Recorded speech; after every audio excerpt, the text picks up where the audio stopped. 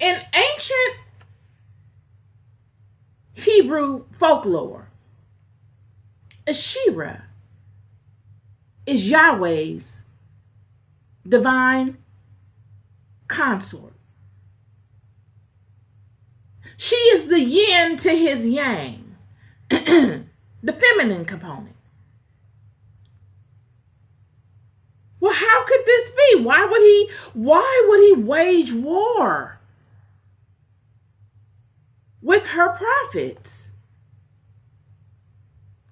When we look at how all of this really is coming together, we can get a good glimpse of it as what happened in Egypt, regarding what happened in Egypt. It gives you a full picture of what the people were up against. We hear many stories we heard the stories of the 200 coming upon Mount Hermon and creating this pact, these fallen angels, and turning the women. We understand that these angels, before they fell, they were already somewhat corrupted. They were messengers, and they were corrupting the integrity of what would get to God and what wouldn't. They were showing favoritism amongst women. Okay, if you look like this woman, or not look like, if you are friends with this woman who has favor with this messenger, then your prayer request will reach where it needs to reach.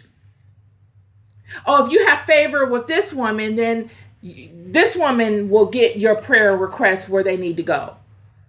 It wasn't fair universally as it was created to be. The same way in Egypt. Egypt honored a whole pantheon of gods, friend. They honored aspects of the body of God. The body. You see, in God's system, there's a hierarchy. There's God, the creator, the full body, and then there are those components that make up the body. In Egypt, these people were so advanced in their spiritual ascent and in their knowledge of nature. They understood the different parts of the body. They were like physicians. They could mix different attributes together to create a particular result. Whatever solution you needed, you could get the most spiritually knowledgeable mystic that understood the different components of the body. Think of a master physician or master chemist that understands bodily functions. And instead of creating just through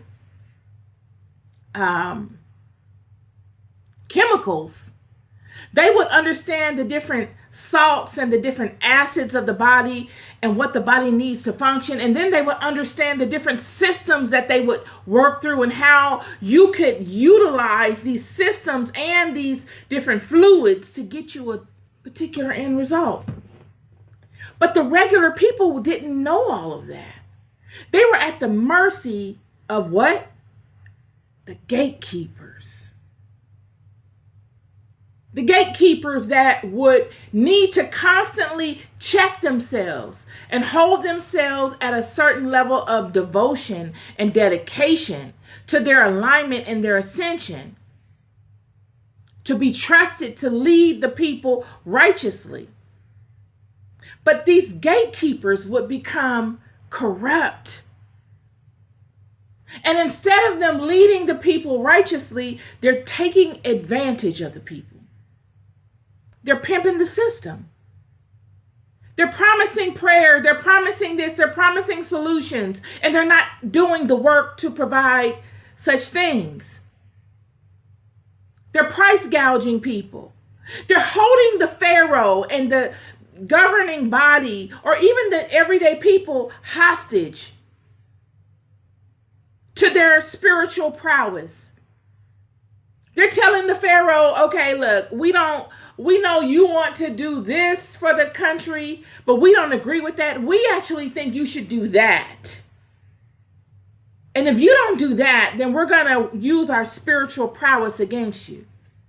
We're going to curse you. They would do the same thing with the regular everyday people. You don't pay me 500 sheep for such and such, I'll curse you.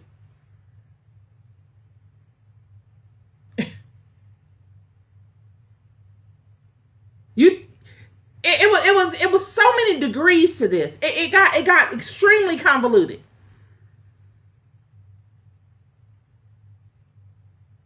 And God said, we're going to reduce all of this down to ground zero. It's not that the systems that they were manipulating and had learned how to master were wrong. The systems were not wrong. It's like saying your cardiovascular system is wrong. Your system is not wrong. God made it to be a certain thing. It is what it is. It's the one that's manipulating it that's corrupted. So what God did was he took the manipulation out. He stopped people from needing to go that route to get their needs met.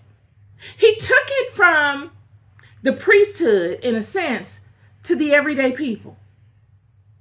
He made it so that each person, initially, he made it so that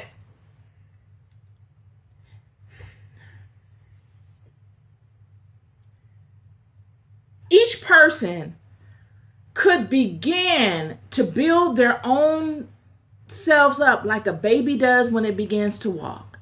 It crawls first. What we saw after the children left Egypt and the Exodus and all of the early books of the Bible were their crawling stages. Then they get to the place where they are now leaning on tabletops to try to strengthen their legs. At this junction, they're leaning on tabletops, trying to strengthen their legs. Because part of them wants to go back to the old way. Because that's what every single body in the world is doing. Nobody is honoring one God but them. They want to default back to what the old way is or was.